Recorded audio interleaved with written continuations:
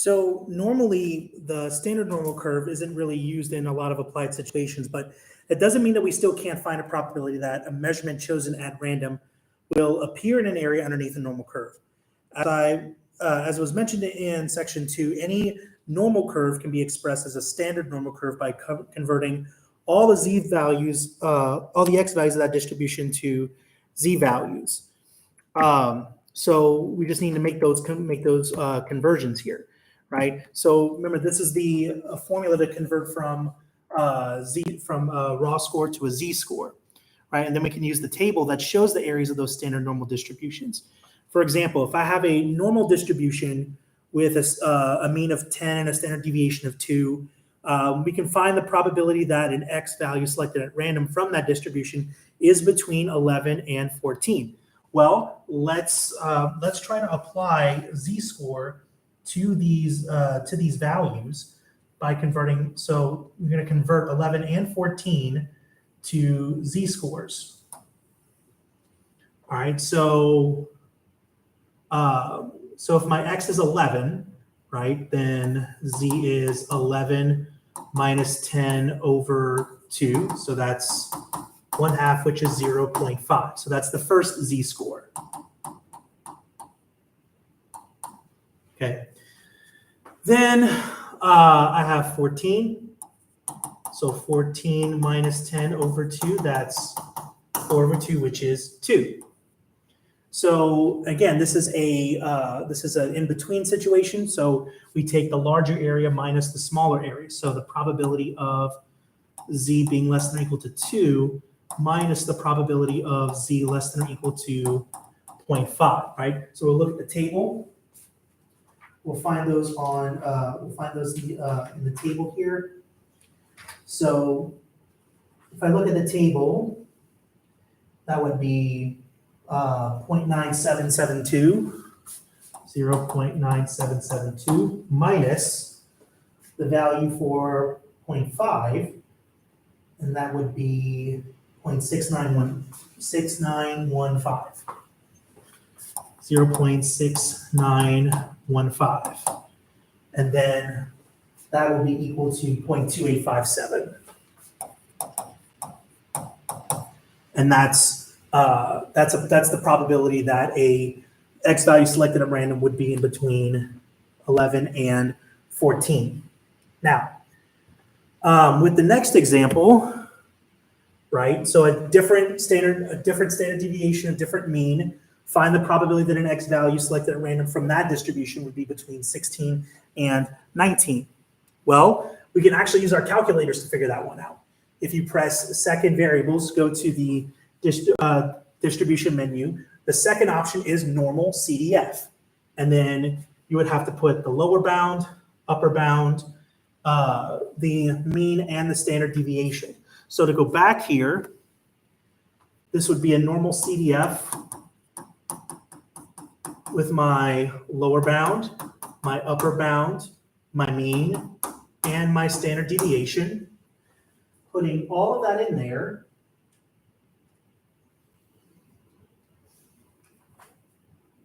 And that should give you the correct value. Now, just as we go back and forth between raw score to z-score and z-score to raw score, we can also kind of do the same between area and z-score using what's called an inverse normal probability distribution. So to get values from a standard normal distribution, we would find the z-score on the table, pick the area from the table. This time we'll be given an area, and we can actually pull the area or look for the area on the table and find the z-score that corresponds to that, right? Because sometimes we need to find those z or x values that correspond to that given area under the normal curve, right? Usually this arises when we want to specify a guarantee period such that a certain percentage of total products that are produced by a company last as long as the duration of that guarantee period, right? So we use the standard normal distribution table in reverse, right? Now, if we're looking for area, if we're given an area to the left of a z-score, then we basically just like the other way around, we would find that number in the body of the table and use that corresponding z-value. If it's in the right, if the z-score is on the right, remember area under the curve is 1. So if I take that area, subtract it from 1, that'll give me the area to the left that we're looking for and use that corresponding z-value. Now let's suppose there is a center case. Let's suppose that it's symmetric and centered above 0, where half the area is on one side of 0, the other half is on the other side of 0, right? So then we take the area, we subtract it from 1, we divide it by 2, and then we look up the corresponding plus or minus z-value. So in the center case, we actually have 2 z-values. So here's an example. Magic Video Games sells an expensive video games package. Because the package is so expensive, the company wants to advertise an impressive guarantee for the life expectancy of its computer control system. The guarantee policy will refund the full purchase price if the computer fails during the guarantee period. The research department has done tests that show that the mean life for the computer is 30 months with a standard deviation of 4 months. So the question is, if it's normally distributed, how long can the guarantee period be if management does not want to refund the purchase price on more than 7% of the packages, Magic Video packages? Well, so went a little too far here. So we don't want to refund more than 7%. So 7% is our minimum, right? So our area is going to be 0.07. So we look for the area on the table that corresponds to 0.07. Well, on the table, the closest ones are 0.0708 and 0.0694. 694. So 0.07 actually doesn't show up on the chart, but it's closer to this value here. So you always want to go with the one that it's closer to. In this case, the z-value, the row in the column that it corresponds to is z equals negative 1.48. Okay. Now, if I wanted to convert that into an x value, because remember, the z-value is not going to work for this question, right? So how long can the guarantee period be if management does not want to refund the purchase price on this? So how long? So I'm looking for an x value, not a z value here. Well, remember, to get a z value, or to get the raw data value that gives us this, that's x equals z times the standard deviation plus the average, right? And I already know what that is from earlier. Average is 30, standard deviation is 4, right? So that's negative 1.48 times 4 plus 30. And if I calculate all of that, that's about 24.08 months. So a little over 2 years, 2-year guarantee. Okay. We can also do this in our calculator too, using what's called inverse normal, right? So underneath normal CDF, we also have inverse normal, where we would type in the area, then the mean, then the standard deviation, right? So in the previous example, it would be 0.07 because that was our area, average 30, standard deviation 4, and it would have given us pretty much a similar value. But now a couple things. It only applies to areas to the left of your x value, and it only gives an x value. It doesn't give you a z value. If you're looking for a z value, you need to use the table. But if you're looking for an x value, you can use this in your calculator to find it. Right? Find the z value such that 90% of the area under the standard normal curve lies between negative z and positive z. Okay. Well,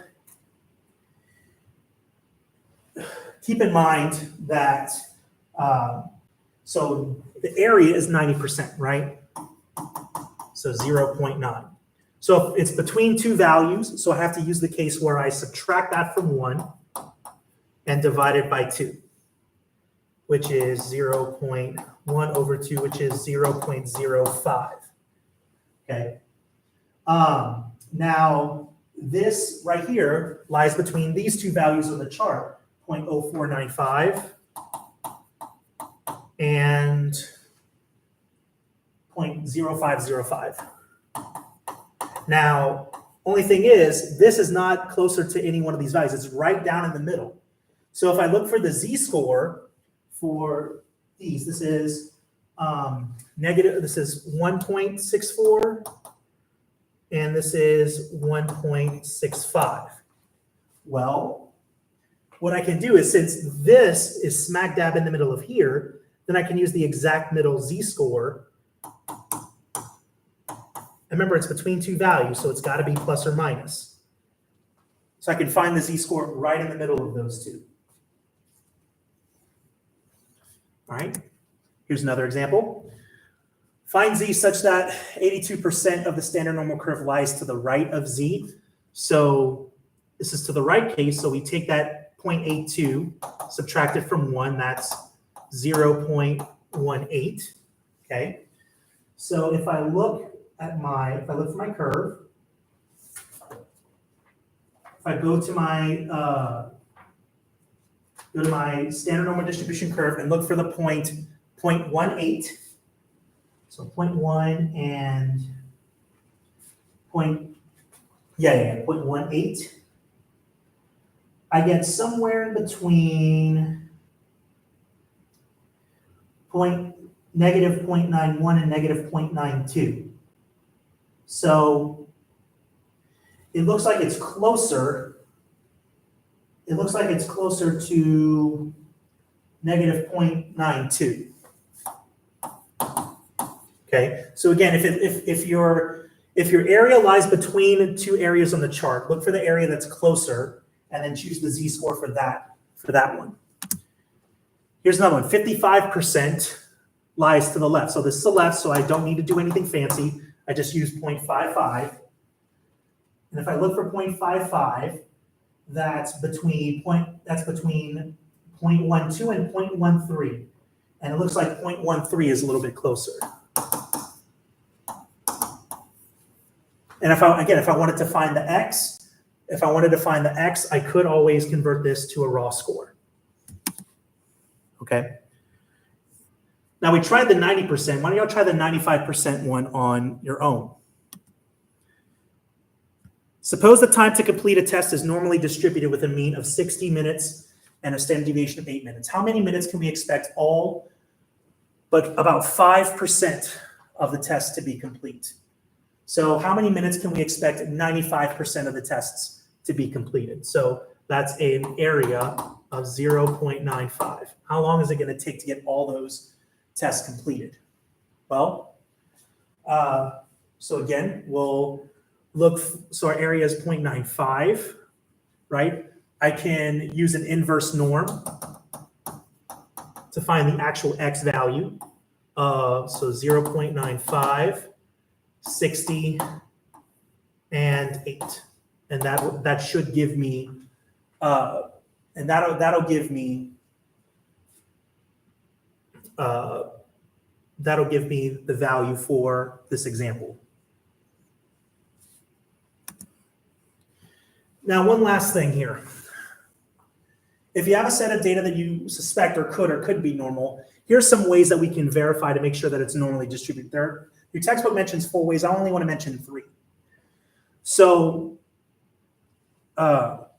first, you want to make a frequency histogram. The reason for that is a histogram of a normal distribution should be roughly bell-shaped, right? If it's skewed to the left or to the right, and I'll talk a little bit more about that later, then it's not bell-shaped, it's not normal. You also want to check for outliers. So if you recall from chapter 3, here's the formulas to find outliers.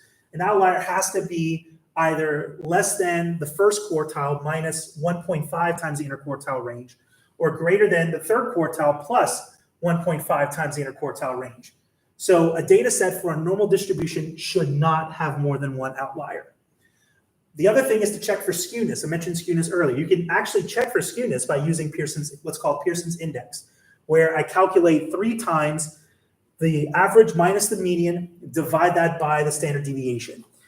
If that value is greater than 1 or less than -1. So another way I put it is, if the absolute value of that is greater than 1, then meaning that it's greater than either -1 or less than -1, then it indicates skewness. So for example, here's a data set. And I've already drawn the histogram. Here's the mean, here's the standard deviation. Here's the number of values. So it's 50 values. So looking at this, it looks like the curve is bell-shaped. Okay. So the only thing we need to look for is we need to check for skewness. We can check for skewness using Pearson's index, or we can look for the median, or we can look for any what's it called? Outliers. Sorry. So if I want to check for outliers, so looking at using outliers. So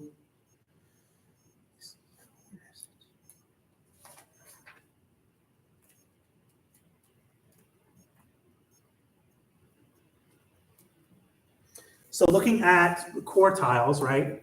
So Q1 is 18, Q3 is 21. So the interquartile range is 3. So that means that 1.5 times this is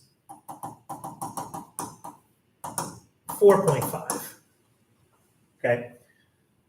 So Q1 minus this is 14.5. Q3 plus this is 25.5. If I look at this chart, only one outlier is here. Only one value is outside of this range, from this to this, and that's this one right here. So there's only one outlier. So so far still not it hasn't shown that it's not normal. Also, the median here is 19.46.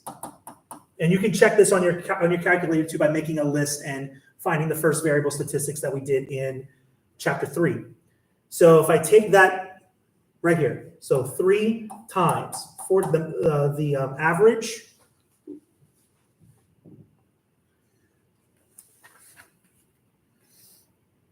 I'm sorry,